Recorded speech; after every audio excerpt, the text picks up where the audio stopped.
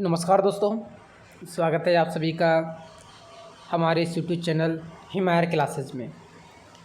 जैसा कि आप सभी लोगों को पता है कि हम सब कृषि विषय के स्टूडेंट हैं और हम में से करीब 90% जो अभ्यर्थी हैं, 90% विद्यार्थी हैं, उनको ये ही नहीं पता होता कि हम कृषि विषय में कौन कौन सी जॉब कर सकते हैं, कृषि विषय में आगे कौन कौन से स्कोप हैं।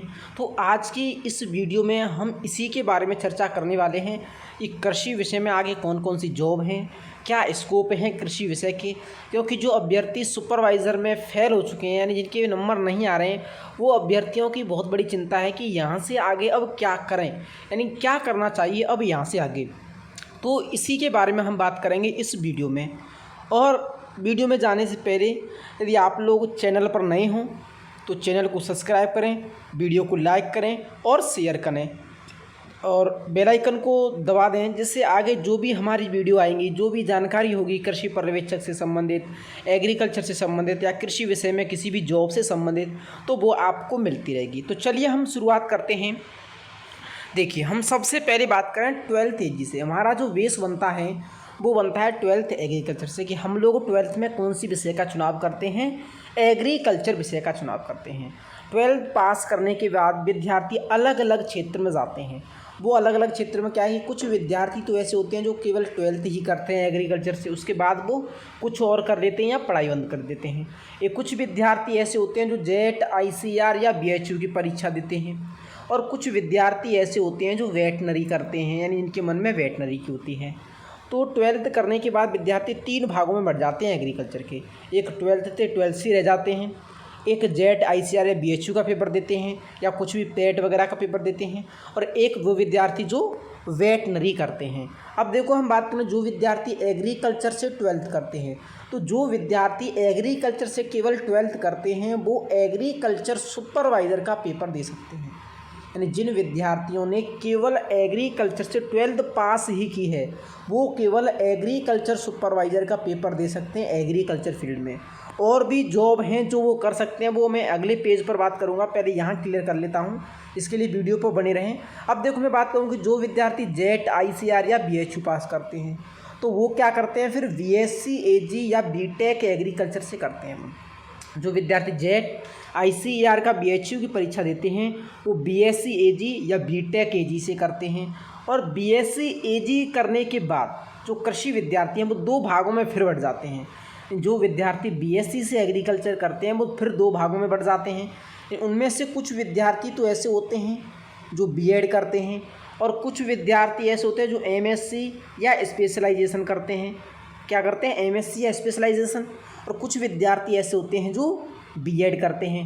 तो हम बात करें B.Ed वाले विद्यार्थी, जो विद्यार्थी एग्रीकल्चर BSc के बाद B.Ed करते हैं, वो या तो टीचर बन सकते हैं, जैसे 12th में आपको टीचर पढ़ाता होगा कोई एग्रीकल्चर का, तो या तो वो टीचर बन सकते हैं, या सुपरवाइज़र का पेपर दे सकते हैं, या वो सहायक कृषि अधिकारी का पेपर दे सकते हैं, या वो AFO का पेपर दे सकते हैं, एग्रीकल्चर फील्ड ऑफिसर, जो वहाँ बैंकों में काम करता है। तो जो विद्यार्थी एग्रीकल्चर से केवल BSc हैं और B.Ed करते हैं, वो एक तो सुपरवाइज़र, एक AAO, एक AFO, और भी अन्य जगह होती हैं इनके लेवल की, वो उन्हीं का पेपर दे सकते हैं। आगे मैं बात कहूँ, जो विद्यार्थी MSc या स्पेशलाइजेशन करते हैं। MSc या स्पेशलाइजेशन का अर्थ है कि MSc स्पेशल विषय से, जैसे हम बात करें वो MSc लेगा तो स्पेशल विषय, कोई एग्रोनॉमी से कर रहा है, कोई हॉर्टिकल्चर से कर रहा है, कोई सॉइल साइंस से कर रहा है, तो ऐसे स्पेसिफिकेशन आता है। तो जो विद्यार्थी MSc या स्पेसिफिकेशन करते हैं वो व्याख्याता यानी लेक्चरर या प्रोफेसर बनते हैं, या वो AO यानी कृषि अधिकारी बनते हैं, कृषि अधिकारी का पेपर देते हैं, या वो सहायक कृषि अधिकारी बनते हैं, या वो कृषि अनुसंधान अधिकारी बनते हैं, या वो AFO बनते हैं, या वो एग्रीकल्चर सुपरवाइज़र बनते हैं। यानी एग्रीकल्चर सुपरवाइज़र तो सभी लोग देते ही देते हैं।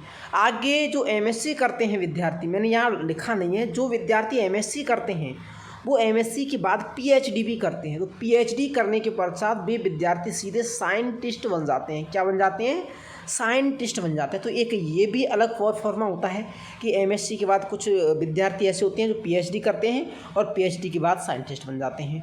अब बचे विद्यार्थी जो कि वो वेटनरी करते हैं। अब जो विद्यार्थी वेटनरी करते हैं वो विद्यार्थी LSA का पेपर देते हैं। किसका? LSA, जिसको हम कह देते हैं पशुधन सहायक, यानी वे पशुओं के डॉक्टर बनते हैं, या वो एग्रीकल्चर सुपरवाइज़र का पेपर देते हैं। तो जो विद्यार्थी वेटनरी करते हैं वो LSA यानी पशुधन सहायक और एग्रीकल्चर सुपरवाइज़र दोनों का पेपर दे सकते हैं। तो यहाँ तक का मैटर आपके समझ में बिल्कुल आ गया होगा कि कहाँ से कहाँ तक विद्यार्थी पहुँचते हैं और कौन कौन सी जॉब पर जाते हैं। अब मैं आगे बात कहूँ कि जो प्राइवेट कंपनियाँ होती हैं, प्राइवेट कंपनी में एग्रीकल्चर के लिए कौन कौन सी जॉब हैं। तो जो एग्रीकल्चर के स्टूडेंट हैं, एक तो फर्टिलाइज़र कंपनी में जा सकते हैं, जो उर्वरक खाद और उर्वरकों की जो कंपनियाँ होती हैं। दूसरा जो एग्रो इंडस्ट्री चल रही है, बहुत सारी एग्रो इंडस्ट्री में जा सकते हैं। केवल एग्रीकल्चर के स्टूडेंट जाते हैं एग्रो इंडस्ट्री में। आगे हम बात करें agriculture marketing, micro finance institution, या तो वे एग्रीकल्चर मार्केटिंग कर सकते हैं या माइक्रो फाइनेंस इंस्टीट्यूशन में काम कर सकते हैं। आगे वो एग्रीकल्चर फाइनेंस सेक्टर में भी जा सकते हैं। आगे प्राइवेट बैंकिंग, एंड बहुत सारी जो बैंक होती हैं वो प्राइवेट एग्रीकल्चर फील्ड से कई स्टूडेंट्स लेती हैं। आगे वो प्राइवेट कॉलेज व महाविद्यालय में जा सकते हैं। जो भी प्राइवेट कॉलेज हैं या महाविद्यालयों में पढ़ाने का कार्य होता है और भी कई सारे कार्य होते हैं, सुपरवाइज़र की पोस्ट होती हैं, तो वो वहाँ भी जा सकते हैं।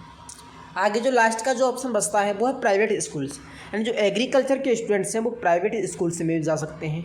आगे मैं बात करूँ जो एग्रीकल्चर के स्टूडेंट होते हैं वो अपना कोई उद्योग भी डाल सकते हैं, यानी बहुत बढ़िया ऑप्शन होता है इनके पास उद्योग धंधों का, वो अपना उद्योग भी डाल सकते हैं। उद्योग में बात करूँ जैसे उसने नर्सरी डाल ली, मशरूम की खेती कर ली, फलोत्पादन कर लिया, तो यह काम वही विद्यार्थी कर सकते हैं जिनके पास कुछ ज़मीन होती है। जिनके पास ज़मीन नहीं होती है वो नर्सरी का काम कर सकते हैं। नर्सरी का जो बिजनेस है वो बहुत ही बड़ा है आज के टाइम पर। तो ये थी अपनी आज की वीडियो, और वीडियो अगर आपको पसंद आई हो तो वीडियो को लाइक करें, शेयर करें और चैनल को सब्सक्राइब करें। और अगर आपको कृषि विषय में कोई भी जानकारी लेनी हो तो कमेंट करके हमें बताएं, हम आपको तुरंत ही आपकी जानकारी का जवाब देंगे। जय हिंद।